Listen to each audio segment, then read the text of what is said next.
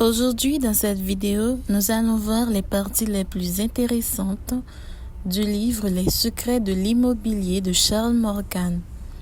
Numéro 1. Deux choses sont nécessaires pour réussir, l'action et l'étude.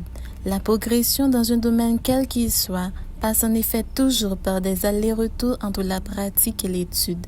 L'étude vous montre comment agir et l'action fait surgir des questions qui nourriront en retour votre étude. Numéro 2.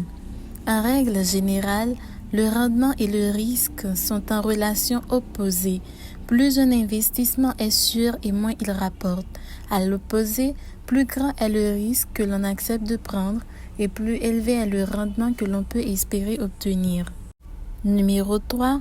Pour évaluer la qualité d'un investissement, quelle que soit sa nature, l'un des plus importants critères à prendre en compte est le taux de rendement ou retour sur investissement. C'est le rapport entre les revenus produits annuellement par l'investissement et le capital investi. Numéro 4. Ce ne sont donc pas les fluctuations pendant les 5 dernières années qu'il faut regarder, mais les mouvements sur 15, 20 ou 30 ans. Numéro 5. Utiliser l'argent des autres, autrement dit, investir avec de l'argent emprunté est le secret des gens les plus riches du monde.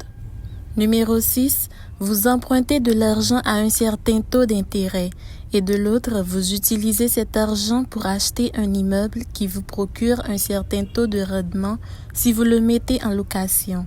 Plus la différence entre ces deux taux est grande et plus vous aurez un effet de levier important. Rendement de l'immeuble supérieur au taux d'intérêt du crédit.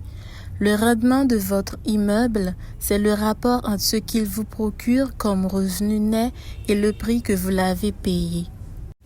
Numéro 7. Quand vous empruntez de l'argent avec un taux d'intérêt simple et que vous l'investissez dans un bien qui rapporte de l'intérêt composé, vous pouvez faire des miracles. Numéro 8. L'effet sera bien entendu d'autant plus grand que le taux croissant est supérieur au taux d'intérêt. En résumé, l'effet de levier est d'autant plus puissant que l'argent personnel investi est réduit, que le rendement de l'investissement est supérieur au taux d'intérêt du crédit, que la croissance moyenne des prix de l'immobilier sur la durée de l'investissement est supérieure au taux d'intérêt du crédit. Abonnez-vous pour la partie 2.